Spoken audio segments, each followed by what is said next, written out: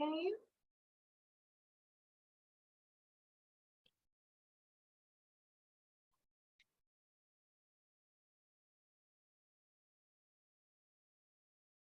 Right. Scholars are slowly joining.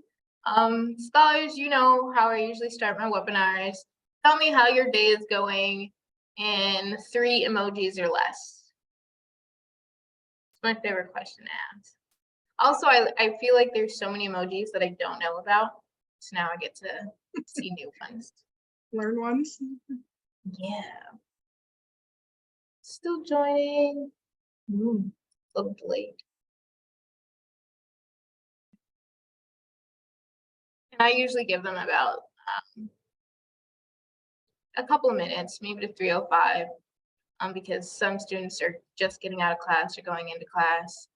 And a lot of colleges don't start on the hour.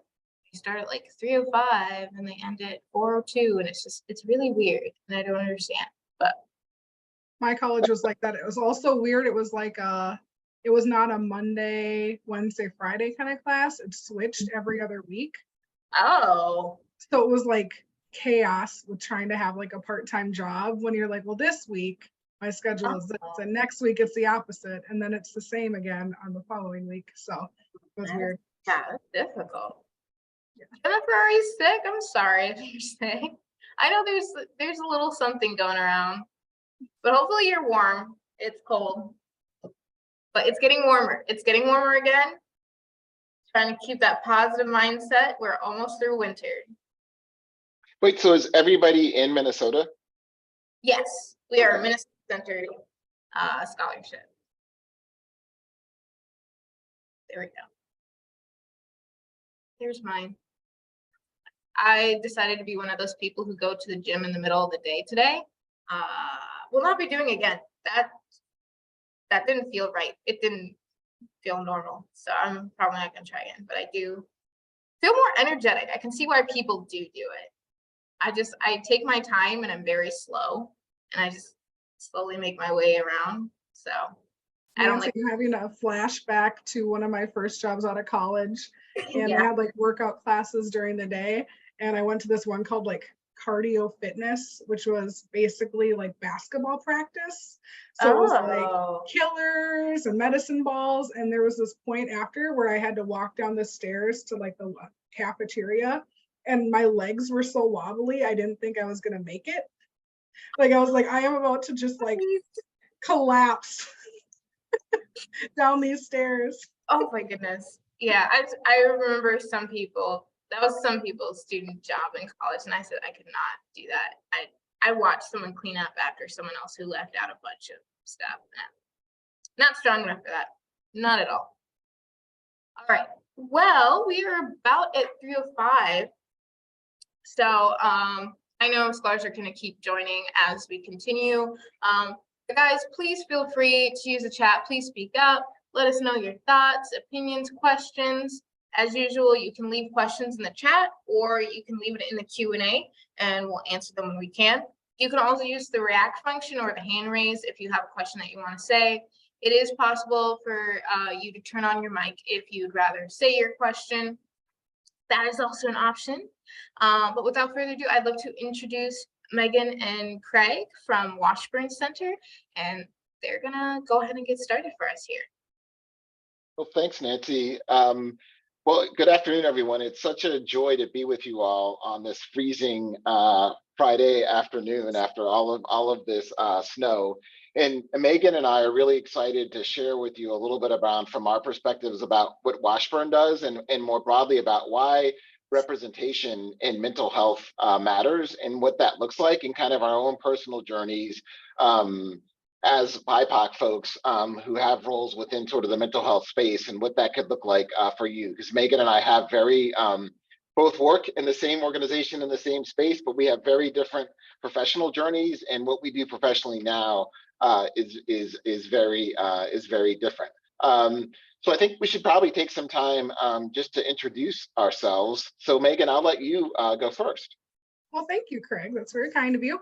Hi, everyone. I'm Megan Mahoney. I've been working at Washburn for a little over 6 years, and I started as a therapist there after kind of working in southern Minnesota for a while, and really was intentional about picking Washburn for a few reasons of like population I wanted to work with, and also alignment with my values about the kind of work I was doing. I specialize in like little people, so 0 to 5, and doing parent-child work when there's kind of concerns around development or big traumas have happened. And so Washburn's family focus team, which I'm now a supervisor of, is something that I was kind of looking for. My path to Washburn, though, and to mental health was kind of windy.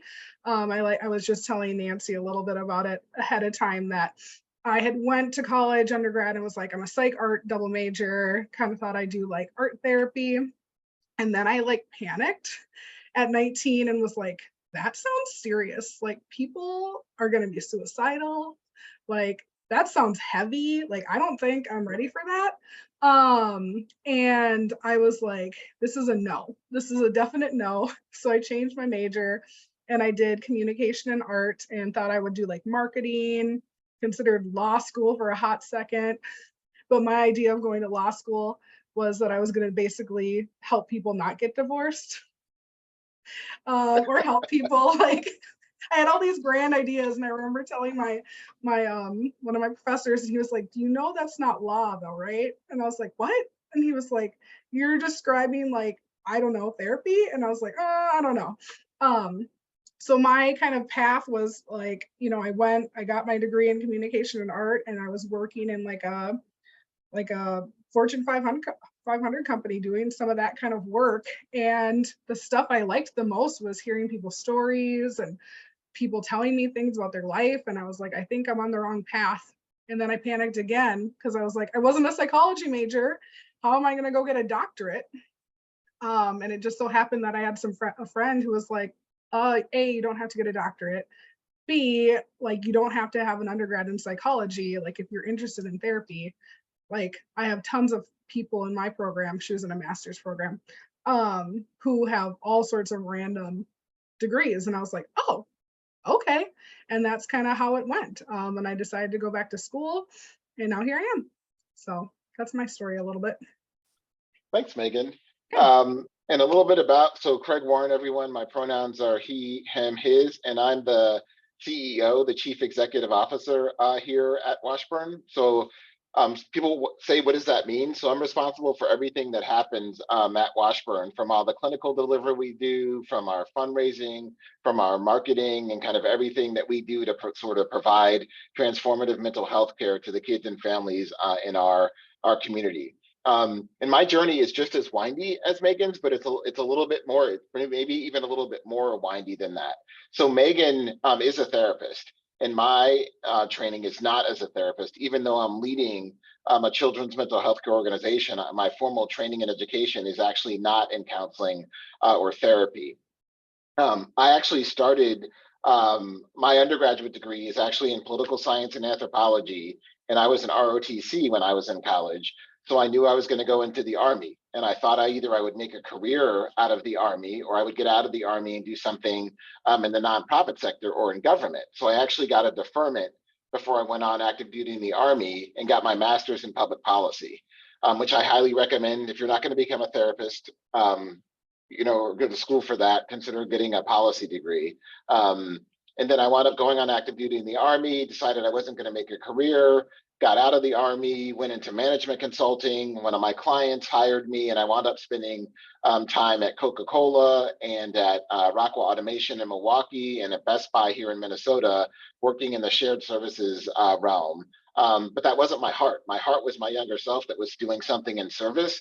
So I transitioned back to the social sector and was an executive at Greater Twin Cities United Way, was a VP at the Minnesota Children's Museum, and then came to Washburn about 2.5 years ago as the Chief Administrative Officer, and actually became the CEO last October. So a very different sort of professional journey than Megan, but also working in the mental health arena. And I think for me, one of the things for me is I knew my younger self. Many of you are in college or earlier in your career, and my younger self said, you really want to be doing something in service in the social sector, not in the private sector. And as I've come back to the social sector, United Way had a big focus on early childhood. The Minnesota Children's Museum is really focused on helping children develop through play, and Washburn is focused on really supporting the mental health of kids and their families. So that consistent thread of kind of kids as I've returned back to the social sector is important. So Megan and I cannot see you. So we'd love for you to put into the chat kind of what programs or schools are you all in, so we can get a sense of kind of what kind of academic disciplines and schools you all are involved with.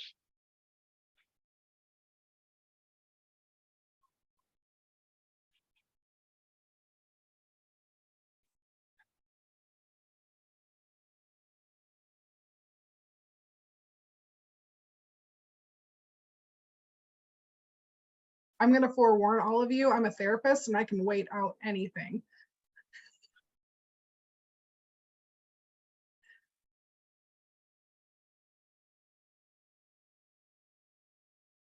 Uh-oh, we got a lot of Tommies in here. I'm afraid to tell my alma mater. Gonna get itchy in here, friends. I went to St. Ben's and I married a Johnny, so here we go.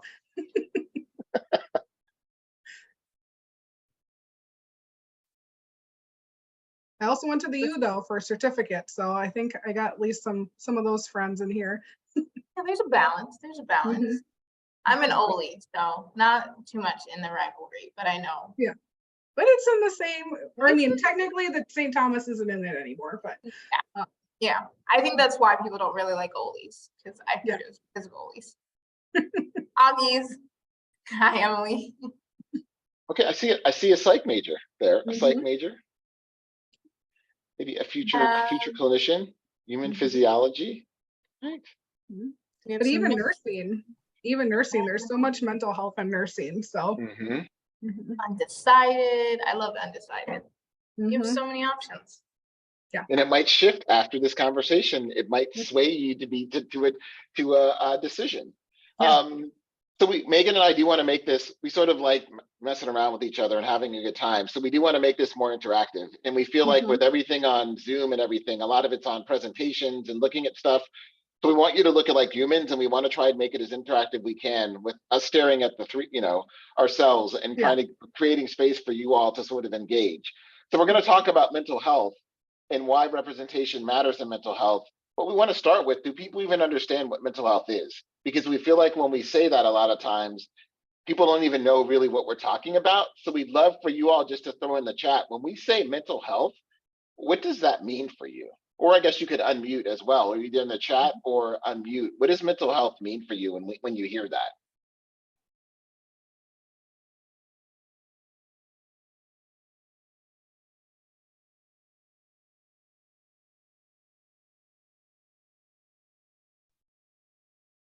Safia says taking a break from stressors. I like that. I do too. I interviewed a person one time and we were talking about self-care. Because I think when I'm hiring people, I want to make sure that they are taking care of themselves. Like, so much of us go into the helping field to help others. And I think we've sometimes put ourselves on the back burner. And to this day, it's still her thought of like, sometimes self-care feels like another thing I'm failing at. Like it's a thing, like it's another checkbox. And so when Safia said like taking a break, like to me, that feels actually what it can be. You know what I mean? Like instead of a thing that you're not doing right. Taking care of your mind. I like that.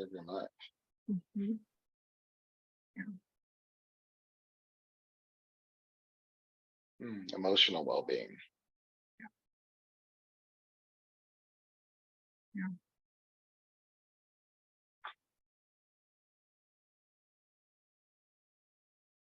Yeah, Craig and I really love participation purposely. And honestly, I think it's partially because this role that I have as a supervisor and as a therapist is relational. And relationships are like the the avenue of change or the agent of change. So I think part of that is like being in relationship with others and ourselves. Depression. Yep. Mm-hmm.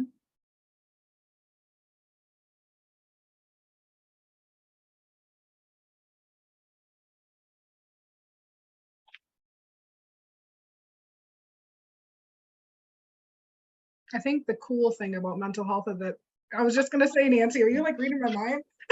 Like, that was almost surprising. Like there isn't a wrong answer, right? Like, it's so personal. I think everyone probably has an experience of either feeling like their own mental health isn't like as strong as they want it to be, or watching someone they love and care about who is struggling in some way. And I think, I think about the Minneapolis community, and I think as like brown-bodied people, the last few years of the pandemic and George Floyd and inequality, it has heightened some of that kind of feeling of like, how do I be mentally well when there's all this stuff going on?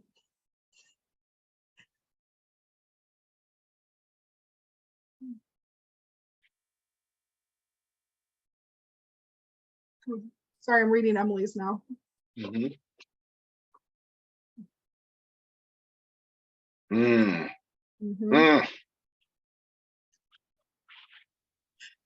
That could get me going.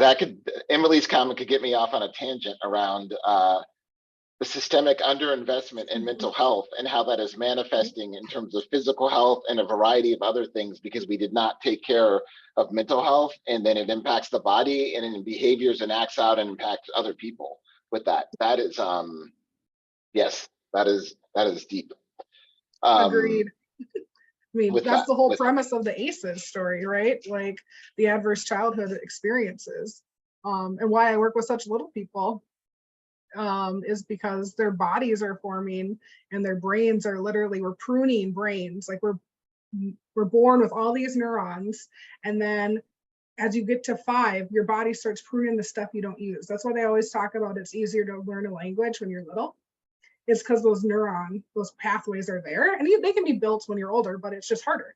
And so like I was doing some really intense mental health work with adults, and all of them had all this stuff that happened when they were so little. And I was like, whoa, I wonder if I worked on that end, if it might feel better, of like helping people have emotional well-being, like helping people know what their feelings are, helping make understandable the stuff.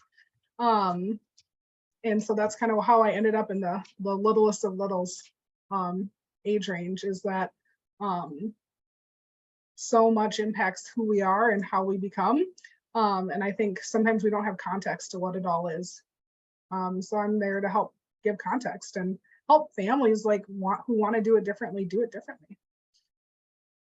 And let's talk about that for a second, Megan, because they're specifically mental health with kids, because that's what Washburn's focus really is on: mental health, supporting the mental health of kids and families. And it's hard. Like people don't realize that there was a children's mental health crisis even prior to COVID. And now I think you all know this, you all probably know this, and you probably know people, but it's tough for you not to know someone who has kids in their lives that doesn't either directly has a child in their life that was impacted, or doesn't know someone who has a child in their lives whose mental health has been impacted by COVID, because of the loss, just COVID, like the fear of like terror, like I'm going to school and I'm kindergarten, I'm supposed to go, and then I have to be at home, and then people in my family are getting sick, and they may have passed away from that, and then we're back into school after I haven't been in school. I don't know these kids because I haven't been in school for a while, and socially I don't know how to do that. And during that time, school shootings have increased. So it seems like I'm back in school after being home, and now it seems like every week schools in my community and other communities, like kids keep getting injured and killed within schools. And then I'm in Minneapolis and George Floyd happened. And I'm kind of at the so there's a lot, there are a lot of things that are going on for kids that are traumatic experience that kids are experiencing in the external environment. And these are things that, and this isn't even putting aside, things like if you have any type of marginalized identities, if you're experiencing poverty, if you're LGBTQ, if you're a Black or brown person, there are a variety of other things on that have only made it worse. But for everyone, those things have made it tough for everybody with that. So there's a crisis where it's like 1 in 6 kids have experienced or will experience some type of mental health disorder. So that's a lot. That's a lot of kids to be experiencing that. And you say, well, what does that look like? Because a lot of times we use the terms depression or anxiety, and it's like, what does that look like? Well, for a kid, like Megan was talking about what the kid she looks like, that's a 3 or 4 or 5-year-old kid who's acting out, who's physically aggressive, who's verbally aggressive, may express themselves like very actively like that because they don't have another way to talk about what's going on with them or what's been done to them or what's happened to them. And someone may see that as a behavioral issue or whatever, and that's not what's going. A kid's working through trauma that they don't know how to deal with, and that's how that could show up. It could show up in terms of your grades fall off because you're not focusing, because you're distracted, because you have other things, mental health things going on. You're not focusing as well. Your grades suffer. You're an athlete, and your performance suffers, or you don't even want to do a sport that's brought you joy anymore. You don't want to engage with your friends anymore. You just feel off. Like those are all sort of things where when you put the words aside, the lived experience of what does it feel like when there's something that's a mental health issue that's going on with that. And that's what we kind of specialize in at Washburn, is when a parent says there's something going on with my kid and I don't think it's like the flu. I don't think it's a broken arm or something like that. There's something else going on. I don't quite know how to even articulate what that is. And part of what we do is we bring hope, because when you have that going on, you're like, it's your kid. You care about them.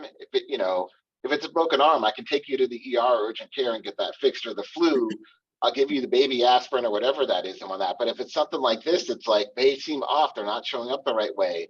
They're self-harming. They're saying these things around what they want to do. Yeah, what do I do with that? And part of it is, hey, we're going to walk alongside of you and figure out what's going on, and try to figure that out. So that's, sort of what it looks like. And there's a huge crisis with that. And I would also say, when you're talking about Black and brown communities, there's a stigma against that. The stigma shifted. A lot of it is like, that's some white people stuff. Like, we don't deal with mental health and that stuff. That's stuff for like rich white people problems. And we don't deal with that. We don't have time for that. I don't know what that is. Like, I'm not going to talk about that stuff. I'm going to bottle up and keep on going. I'm not about that. And that's not true. Mental health spans race, class, identity, and everything with that. And there's a stigma against getting care in some of the Black and brown communities. It gets in the way of kids and people more broadly getting the support they need. And part of that stigma is because, for Black and brown people, the medical institutions haven't always done right by us. There's some institutional legacy around how racism is manifested within healthcare in terms of how we've been subject to experiments, in terms of the type of care we received, around there's not doctors who represent the identities that we hold. So some of that bias in there is based off of some stuff that happened that's structural, but that shouldn't get in the way of us kind of getting the care that we need. Yeah. And is that, I saw a hand floating. Was it floating? It was a class. Oh, it was a cloud. Okay. I was going to say, for more context for you, Megan and Craig, our scholars, as part of being a paid scholar, they volunteer with K-8 children. So they directly do work with children. So I think a lot of them can relate to what you're saying. And honestly, I think when Craig was talking about those kind of concerns families have, like, I've sat with parents and said, like, here's the deal, like, this, I know you're worried about me giving your child a disorder. This disorder is saying that things happen to your child and your family, not that there's something wrong with your child or your family. And it's getting the support through it, because this not only happened to your kid, but it happened to you. And it makes a lot of sense that you'd be leery or leery of talking about it or speaking to it, in the hopes that they don't remember or things like that. And like, my concern is that their body remembers, right? Like, even pre-verbally, bodies remember things. And it's the part that I worry about is like, kids putting on their own story to situations without the guidance of a parent. You know, like I want to sit with a family's values and think about like this event happened to your family. What do you want your kid to know about it? It's not me telling them what to tell their kid about it. I might say like, oh, I don't know if we should use that word, because if we say sick, grandma's sick and she died, now anytime you guys have a cold, I don't want them to think you're all dying. So like I might give some clarifying things about let's be more specific or less specific in certain situations. But really about like, if we're not driving the story for the kids and giving them the context of what happened, then their little imaginative brains are doing it. And that's the stuff I worry about. Because I've seen adults who are like, yeah, when I was 3, you know, I threw a cup at my dad and that's why he left. And it's like, ooh, like that's really heavy to be thinking that you caused your dad to leave your house because you threw a cup at him. And like no one told you that that wasn't the story. Like that wasn't actually what happened. That it wasn't that your parents couldn't handle your anger or your frustration or things like that. So for me, it's thinking about like, yes, there's all these like fancy terms that we can put on people, but most of the time it's the stuff that's just happened in life, and it's trying to make sense of it for all of us, and for them. So, which Craig, when you were talking about like the number of like that they don't necessarily look like that, I'm wondering if people can guess the percentage of like psychologists who are white in the field. And then we'll go to a different one. Psychologists. This isn't social workers or master's level therapists. Ooh, you're pretty close. It's a percentage.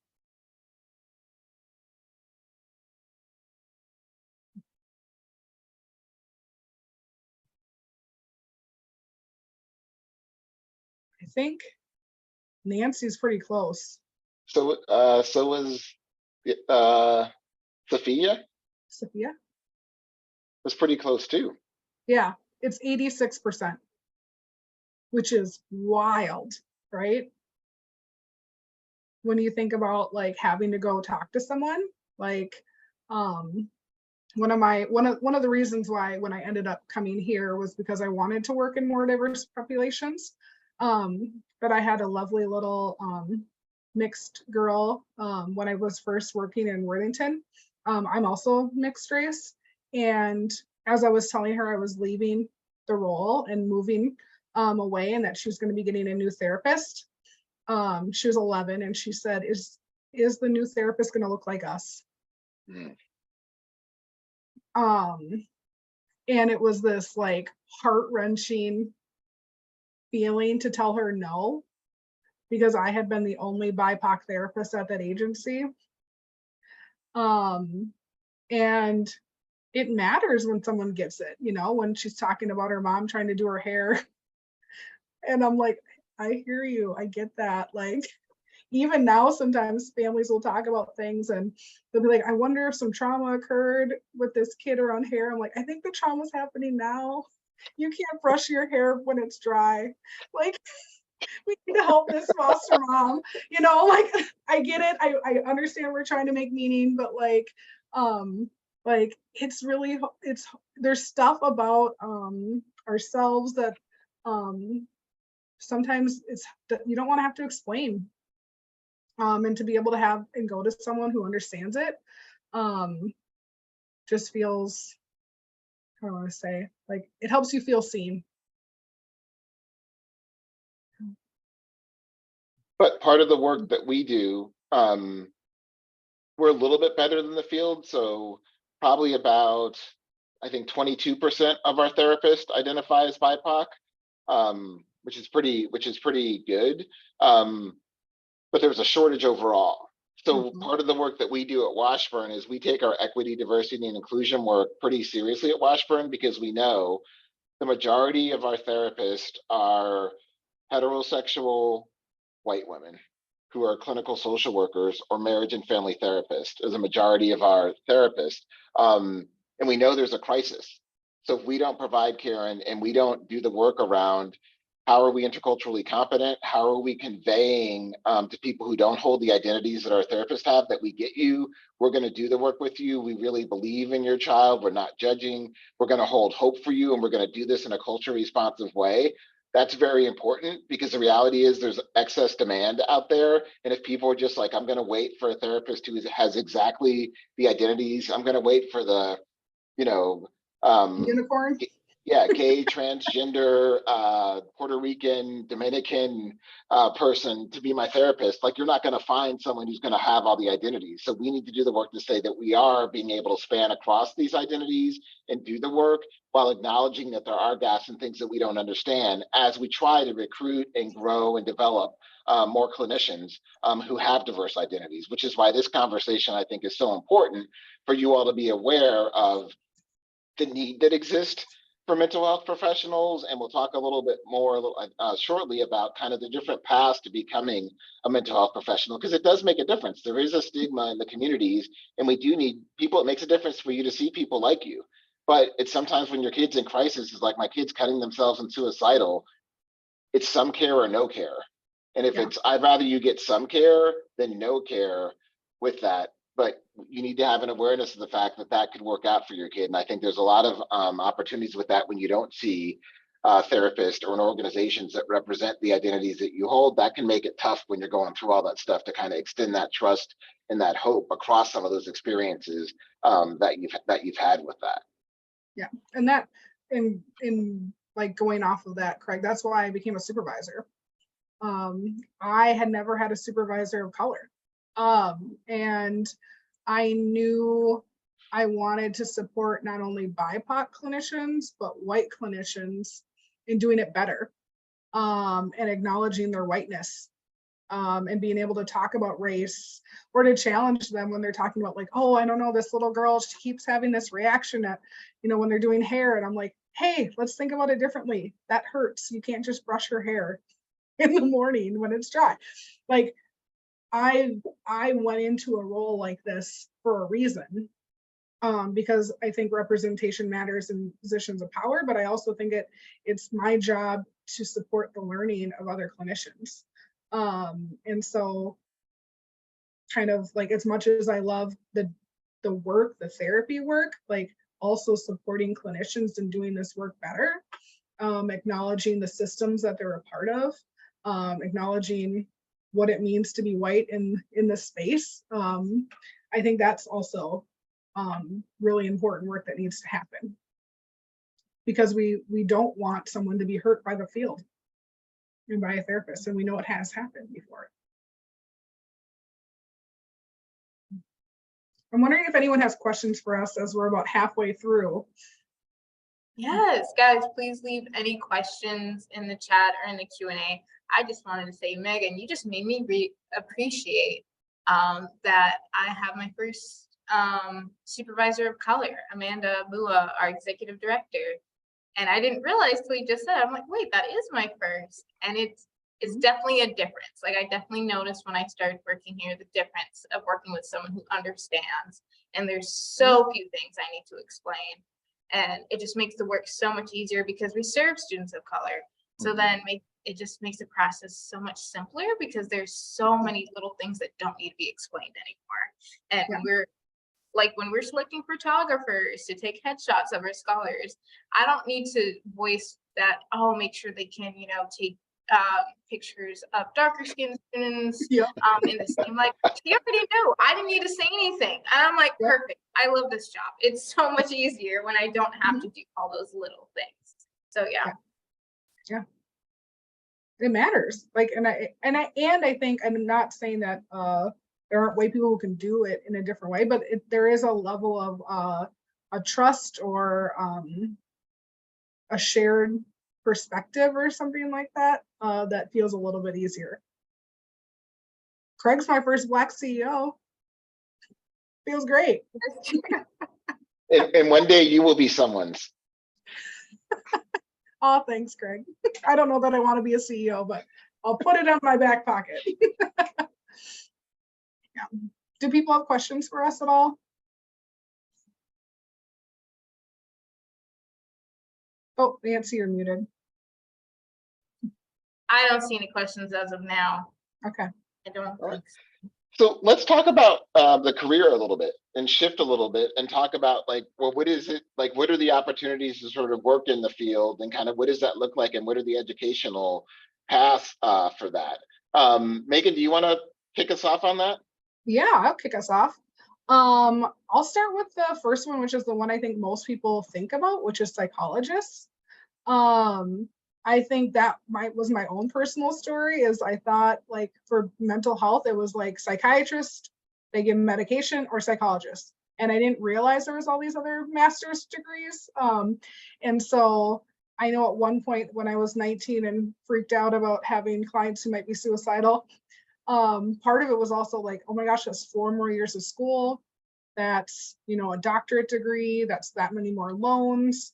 And it's also it's not a horrible path. It's just, I thought it was the only one.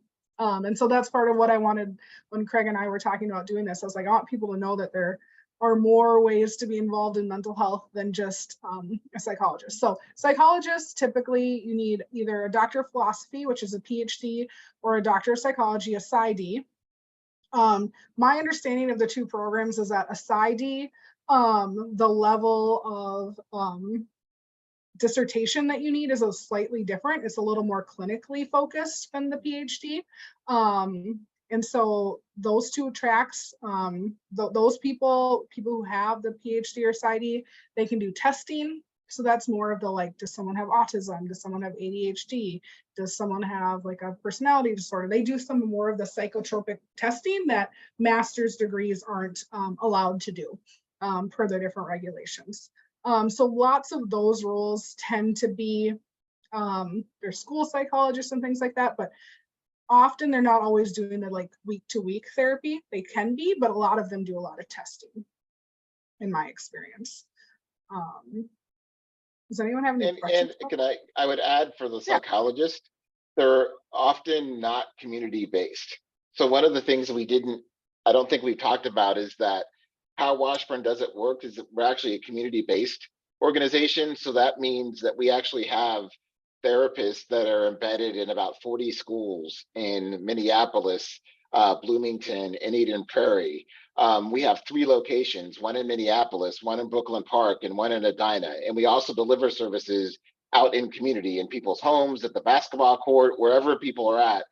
We'll deliver services to them. And one of the things with psychologists is often that work is often the clients coming to the psychologist. And it's less likely to the psychologist and doing that clinician role will actually be out in community. It's more likely they'll be at a location and people will come to them. Whereas some of the other roles that Megan's going to talk about are more like they're more out in community, more less people coming to them and more going to people wherever they're at. We do have a question. Would a degree in public health be good for it?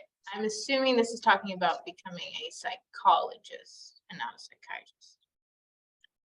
I would think you would have to have some sort of psychology post degree.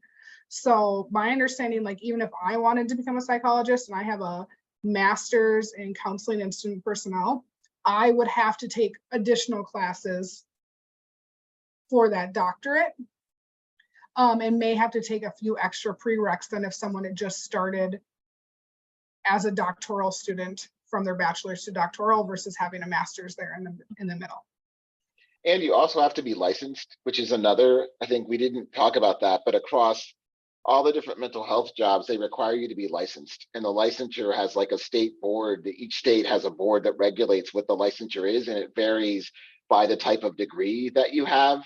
But that licensure often requires some academic requirements. So it's not as easy like to go across multiple disciplines because the licensure requires you to have a certain academic sort of path and certain kind of experiences within that and a certain number of hours, which makes it kind of difficult to go into a therapeutic role without having a degree that sort of is a therapy or clinical kind of counseling degree, which in other areas you don't have that. So you could have like a public health degree or a policy degree and do a variety of things because it's kind of regulated with the licensure. I guess I would almost say it's almost impossible to do that. If you don't have a certain type of degree, it's highly unlikely that you're going to be able to practice. But I would tell this scholar, Mhm. as Megan said before, there's a lot of different roles. So Yeah. keep listening, and your degree might be a fit for something else. Maybe not. And I would say that it's not, you won't be able to get a license, let's say, but it doesn't mean that you can't work in mental health. So Yep, like that's fair. on my team, there's 3 supervisors for the group that we supervise, and one of them has a master's in public health, and then she also got a master's in social work. So she has both, and so there's options. You just couldn't use your master's in public health to get an LICSW, the license of clinical social worker. That would be the distinction. So like if you had a master's or undergrad in public health, you could go to get a master's or a PhD, and that would use like those classes. You could be, that undergrad would work. Does that make sense?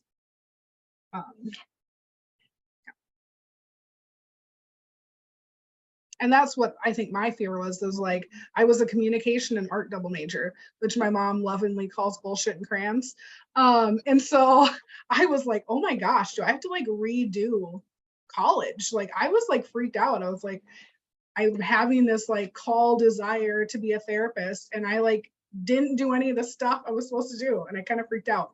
And I got into the program, and I just had to take 3 prerequisites. I had to take developmental psychology class, some sort of like advanced, or like I can't remember what the second psychology class, and then a statistics class, and then I could start my program.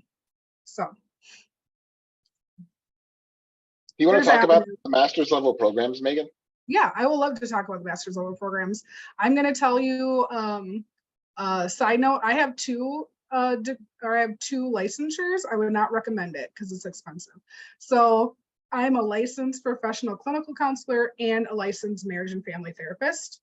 For my master's, I went to Minnesota State University Mankato, and their program is tracked to be licensed professional clinical counselors, but they had a whole bunch of marriage and family therapists on their teaching group. And so all the electives were to get that degree, or to basically get that licensure. I'm slightly anxious. And so I was like, well, I'll just do it both. So that way, if I don't pass one of the tests, I have a backup. And so I did both, and now I have both. So, and then there's all these things that every year when I update my license, they ask you if you've ever given up a license. And if you have to like write an explanation of why. So I have continued to pay for both of my licenses for all these years. So the different options for masters, which I would say the bulk of the people we hire who are therapists have master's degrees. Yep. There's kind of 3 main tracks. One would be to have a master's in social work. And so you'd once you graduated, you'd be a licensed graduate social worker. And then once you passed your tests, you'd be a licensed independent clinical social worker.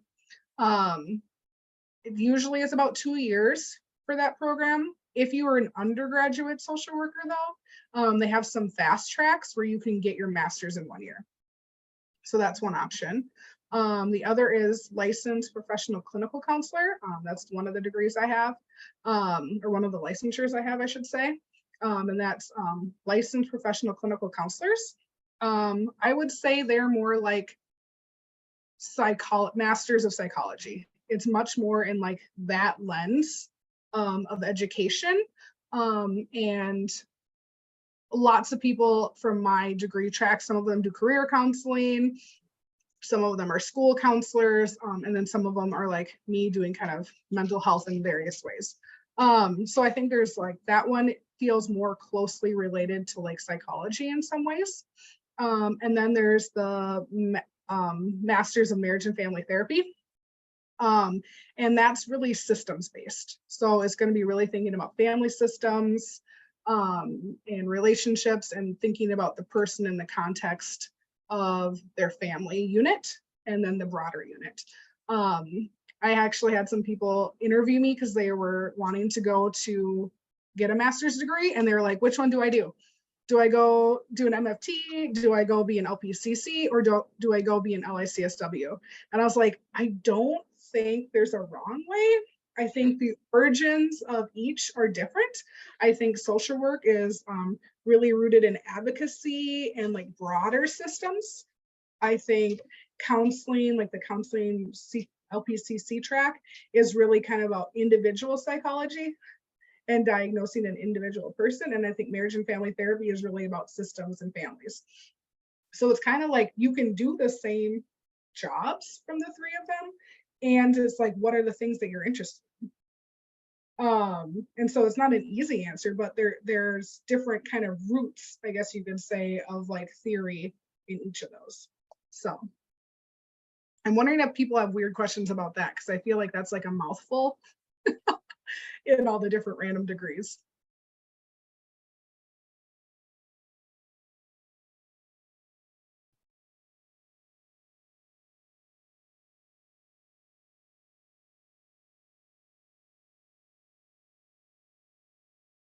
I'm also going to add that I remember being like, I heard social workers don't get paid well, so I'm not going to do that. And like, honestly, in the three of them, I think social workers sometimes have the ability to be paid a little bit higher in certain settings because they can bill Medicaid and some of the other licenses can't. So the things, you know. Definitely think people are processing. Yes. Yeah. I know, especially my undecided folks. I think they're thinking, okay, what's what? All right, what did they just say? Yeah. It's all right. I will be sending a follow-up email with details for the meeting. So I also have it typed up, Nancy. So if you'd like me to send it over, I can send it over to you. Even better. I love that. NAMI is also a really great, the National Alliance on Mental Health. They have a lot of really great articles and information about the different avenues. I think the other ones that we haven't talked about yet would be like psychiatrists. Psychiatrists are doctors, so you have to go to med school. And then you have to have a specific, what am I thinking, residency in psychiatry.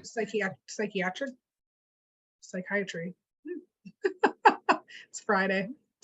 And so you have to have a residency in psychiatry, and that's really about med management. And then there's obviously like nurse practitioners and physician assistants, which can also do those types of things. And so I think it's just, there's lots of avenues. And then I think Craig kind of knows the non-clinical ones, because there's also lots of ways to be involved in mental health that aren't necessarily you have to go get a license, and it varies by state and all that kind of stuff. So yeah, and some of those are like our intake team. So when you're that parent or caregiver who needs help, the first place you go to is to the intake team, and they sort of kind of, hey, what's going on with your kid? And they try to figure out, well, which program is going to be a fit. So that's a role that doesn't require like a clinical degree, but you're still like very much in the clinical environment with that. We also have our billing team. There's a lot of insurance and everything behind the scenes where you really understand the work in terms of what can we bill for? Who do you bill? What are the rates for that? What's the eligibility for that? So that's another space where you're working actively supporting the clients in that with some of those roles. And there's program support teams that there are teams that support the clinicians like Megan that aren't clinicians that kind of do coordination. They might do scheduling, they might coordinate clinical consults and do sort of administrative, activities supporting that. So those sort of directly support the clinical work but aren't there. And then there are things like my job that supports it at a macro level, but isn't really day-to-day involved in the clinical work, but I'm involved in sort of supporting the clinicians in terms of what they're doing. So there's quite a few leaders of healthcare organizations that aren't, healthcare professionals that know how to run the organization. So you've got people like me that are the CEOs. There's people who are like the finance people. There's accountants who do work. There's human resources people who recruit people and help us develop and kind of grow the talent on the team. There's fundraisers, because the work that the clinicians do, the reimbursements from the healthcare insurance companies doesn't cover all of our costs. So for us, only about 80% of our costs are covered through the healthcare insurance rates. So we need to do fundraising to sort of make up the difference. So another way you can do it is sort of to be a fundraising person, is kind of raising money to fill the gap between what we get from the insurance carriers and what our actual cost of service is. So there's a variety of roles in addition to the clinical roles that Megan talked about. There's other roles kind of directly supporting the clinicians and sort of providing the administrative infrastructure for that. I want to read John's question out loud just for the recording. John asked if I'm interested in a career as a therapist where I would help people individually with mental health rather than focusing on research/testing. What graduate school programs would be the best to apply to since there are quite a few, like you were saying. And Megan, you can repeat your answer if you'd like. Yeah, I basically said that any of the master's programs are going to allow you to do that kind of like individual or family therapy with people without having to have the testing or research requirements that a doctoral program would have. So a typical master's degree for any of those three tracks that we kind of talked about, the LPCC, LMFT, or LICSW, is usually around 2 years. And in one of the years, you're doing one or two. Social works make you do two kind of internships, but most of the programs, there's at least one internship setting where you're kind of working probably around 20 hours a week, 20, 25 hours a week, doing some sort of practicing on it, really, you know what I mean? Learning how to do the role. So we have a ton of interns at Washburn. And honestly, when Craig was talking about some of those non-clinical roles, there was a woman on my team that we kind of modeled this program on called Pathways. I'll let Craig talk more about the details of Pathways, but I was around before Pathways wasn't a thing. And there was a BIPOC woman on my team who had came to Washburn, started at the front desk, answering people, letting people in, checking people in, that kind of stuff. And then became program support. So she was on my team, kind of helping us fill out some of the various forms we have to do for the state and putting them in databases, giving people reminders about when things were due. And in that process, she decided to go back to school. And so she continued to work at Washburn and then was getting her master's at the same time, and ended up being one of our interns. I've hired her multiple times. She came on our team, and she was on our team for a while, left for a little bit, and then came back. And really, when they thought of Pathways, it was based on kind of her experience of like, I'm going to work and figure this out and get my degree, and how do we support that? So I'll let Craig talk a little bit more about Pathways, but I think there's lots of avenues to get here. And I think there's lots of different ways. There's lots of different paths to doing it. So. I think there's a question about, did you regret your career path, Megan? Yes. Oh, no, not at all. Not at all. So Nancy was talking about kind of doing this kind of career counseling stuff with you guys. And as a part of my degree, there we have to do some career counseling classes. And so there's this one theory that I love, and it's called happenstance theory. And it's the idea of like avenues or choices or things that didn't work out or things that did work out are all it's all happenstance, and it's all related, like, or it's all meant to be, so to speak. So like me not getting a certain job in one avenue led me to the path to this. And I really liked that, and that I think I'm a better therapist by having had other jobs, other than going straight from undergrad to graduate school, that I've like lived outside of academia and had to like pay bills and figure that out and stuff like that. Like, I think that all informs who I am as a therapist. And so we have some people on my team who went back to school in their late 30s, early 40s for their master's degrees. I don't think there's like a specific timeline. And honestly, sometimes as someone like, I kind of like that people have a life lived in some ways, that they can draw upon to do this work. So. There is another question, and I just want to let scholars know to throw in any more questions you have in the next couple of minutes, because we're running out on time, and I want to give Craig a minute to talk about Pathways. So actually, there's two more. So Or actually, John, I think Craig will answer that question when he talks about pathways. So I'll go to that one next. But the other one was, do you have to go to med school for physical therapy therapists? And I would say I don't know enough about physical therapists. I know it used to be a master's degree program. And I know now you need a 4-year, but I don't know if it's med school 4-year or if it's its own program. So It's not med school. I think it's they, not med school. I don't know why I know this, but I think I've been talking to someone about physical therapy. But they actually used to be a master's degree for that. And they actually, during the same time as the master's, they actually made it a PhD. So a lot of the physical therapists actually have a PhD in physical therapy now, but it's not through med school. It's its own separate kind of program. Okay. And then John's question, which leads to talking about pathways, are there any internship opportunities for undergrads at Washburn? Yes, Mhm. they're actually, well, Megan should talk about the undergraduate opportunities are in Megan's world. Megan should talk about Yep. that. Yeah, I was gonna say, so my program, we see the kids 0 to 5, and part of that is we have some therapeutic day treatment preschool classrooms. And so we have typically for bachelor level, we've been taking more through the school year, but typically in the summer we'll take bachelor level interns. And so you'd be helping in therapeutic classrooms. So there's usually 8 kids. They're anywhere between 3 and 5, and 4 adults. So 2 of them are interns, 2 of them are staff, and we're helping them learn how to do school in a more organized way. Because a lot of our BIPOC kids get kicked out of daycares all the time when they start acting out, when they're struggling. And so we're helping them learn how to do school kind of pretty early. So. And then I don't want to answer this question now, but we did get another question. What's one thing you'll tell you would tell your younger self when it comes to choosing a career path?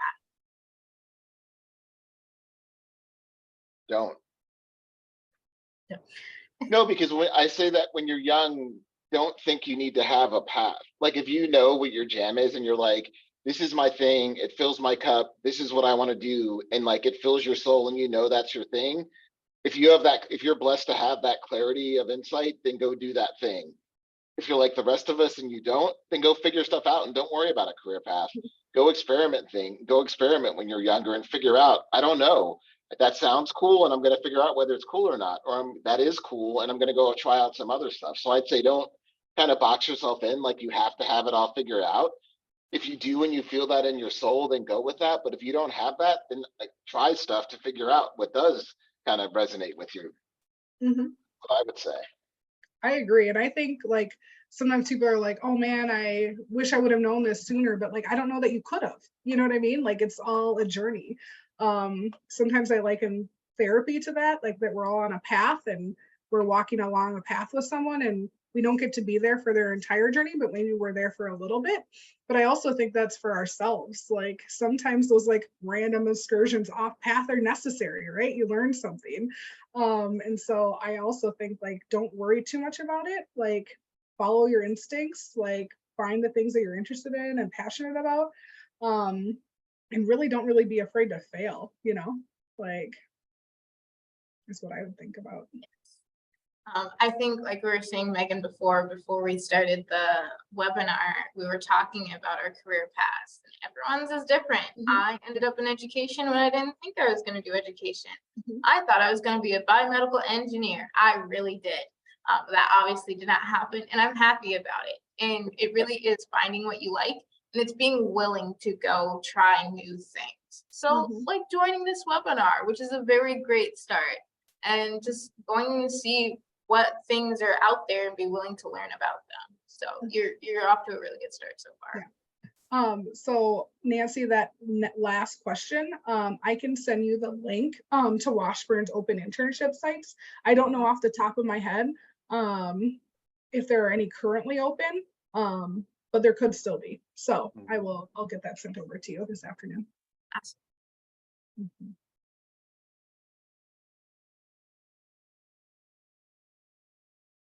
Any other questions for us? I still wish we could see everyone, Nancy. I do want you to think about this webinar aspect of like being able to see people. I've tried the meeting. It does not work well. Okay. Because there's so many people that join, and it depends. Sometimes we get 50 people joining a webinar and it just crashes because that's just too many cameras. So sadly, That makes until sense. Zoom comes up with something new, then I'd be open for it.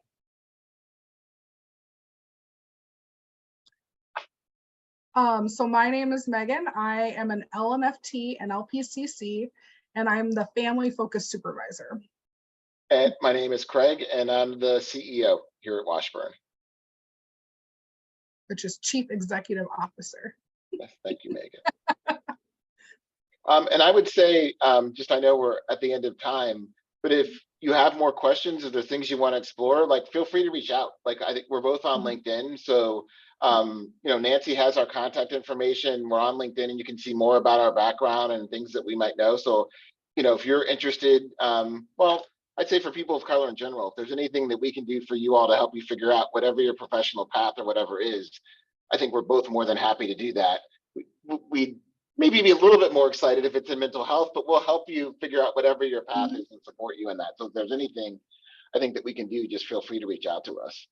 100%. I often do it actually. Like I get random people will be like, hey, will you talk to this person? They're an undergrad. They don't know what they want to do, or they're in a master's or things like that. And like, I really enjoy it. I really think it's kind of fun to hear people's journey or the things they're thinking about. I'm always learning stuff from people. So yeah. Thank you so much for having us. Yeah, thank you.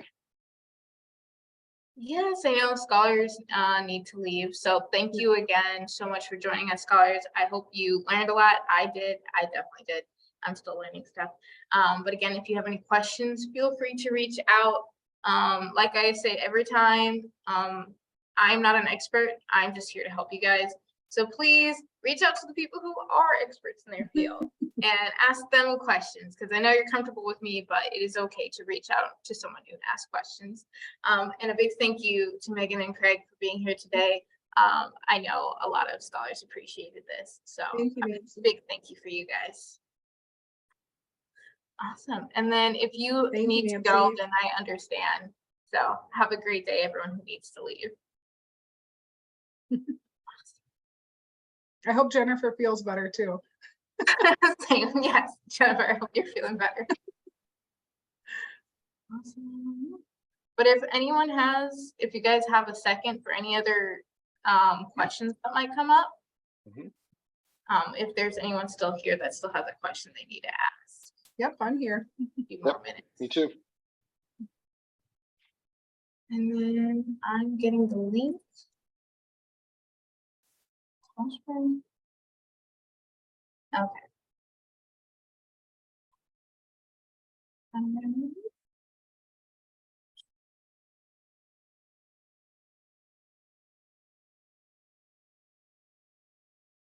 Internships. Now I'm on the website looking for our internships, and I'm like, oh gosh, there's like awkward videos of me talking about something. So oh geez, I am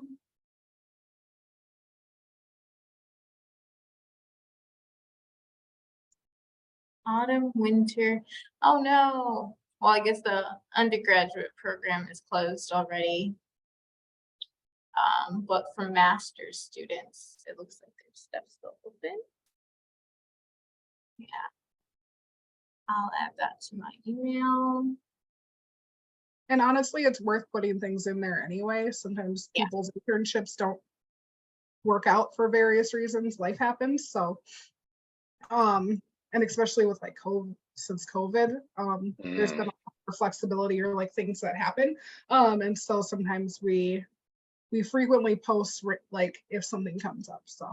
Okay. Yes. Feel free if you hear about that. Feel free to share with me, because we have an e-blast that I send out weekly with internship opportunities for scholars.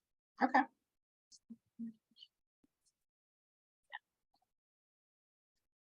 Awesome. Well, oh, did I see? No.